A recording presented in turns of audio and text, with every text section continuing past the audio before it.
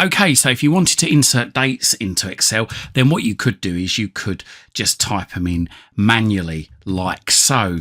You could just sit here for hours popping in dates, or there's a much easier way. There's also an easier way to say pop in series of dates as well. So say if you wanted to put in weekly dates, then yeah, okay, you could go through, pop the dates in manually like so, or I can show you a much easier way of doing that. All the details coming up shortly. Don't forget to like this video, share it and subscribe to my channel. Doing these three things help us make more great videos for you. So as I say, if you want to put dates in Excel and you want to put them in a series, then there's an easy way to do that. Now, all you have to do is just put in the first date that you want to start from. So say if I'm going to start from the 20th of the 10th, 23, pop that in there. And then I grab my mouse, click on what I've just put in there. And you see that little dot just on the bottom right hand corner. If I move my mouse over that and then drag down, you will see, there you go, it does the series. It's recognised its dates and it will just put a series of dates in there. But what if I want to put in weekly dates? So yeah, okay, I can type in the dates again manually if I want to. So let's just do that. And as you can see, it takes a long time. Or I can just put in, say, the first two dates and then move my mouse over them, hold down the left mouse button, drag down. So I've highlighted the two dates that I've put in already, let go of the left mouse button and then move my mouse over the dot in the bottom right hand corner there and drag it down and just keep dragging it down until I want to stop. And there you go. That's basically put in the dates for every Friday from now until the 23rd of February 2024. What if I want to go even further? Well, I can keep on dragging this down here, but I might find that I might, well, overshoot the date that I want to stop at. So what we can do is let's just go back up to the top and let's say I'm going to put in the date here. I'm going to put in today's date and we're going to do things daily. So let's put in today's date and then I'm just going to click on today's date there as I've put in. And what I'm going to do is I'm going to click on this fill button just up here. Now it may say fill, or like mine, it might just have an arrow pointing down. So click on the little arrow just to the right of it pointing down and then click on series. And here it's going to ask us, what do we want to do? Do we want to do a series in rows or in columns? Well, if it's rows, it will go across the screen. If it's columns, it will go down the screen. So I'm going to select columns. Okay. And the type is date and it says step value there, which is 1. And that means it's going to increase by 1 day. So, and the stop value, say for instance, we wanted to stop at next year, say the 13th of the 10th, 24, sorry, next year. Okay, I can click on OK and there you go.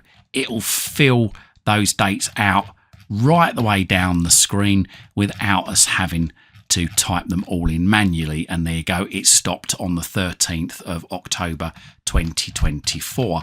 What if I wanted to do this for, I don't know, weekly, say for instance? Let's just do that. So let's put in the first date. So today's date, let's just shove that in there. And then I click on, just click away and then click back into the cell there. And then click on the fill, the little drop down beside fill, go to series, click that. And I want it in a column, again, going down. And it's a date there. And the date unit is the day. And the step value would be 7. So if I want to do it weekly. And the final date we want to put in there is, say, the 13th of the 10th, 24.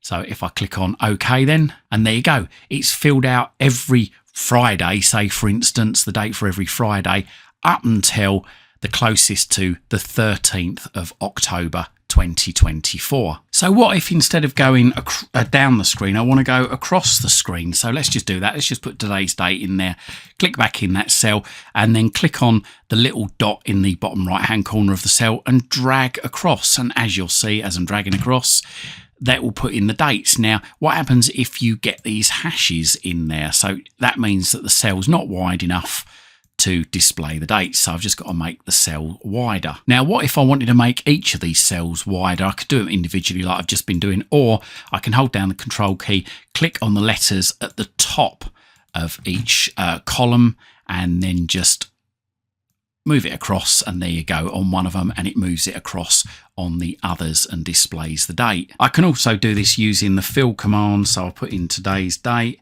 Let's just do that, and then click back in that cell, go back to the fill button just there, go to series, and just make sure the series is in rows, and the type is date, and the date unit is day.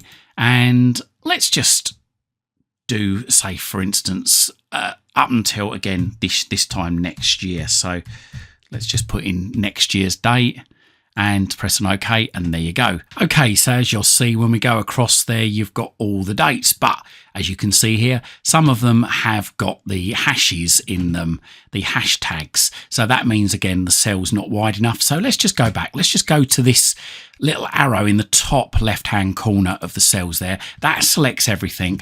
And then if we go to format, which is just there, click on format, and then click on column width, and it'll ask us the value of the column width. So let's just put in there, it's going to be trial and error really, let's just put in there 15, and let's see, there you go, that's made it wide enough so that it fits all those dates in there right the way up till October 2024.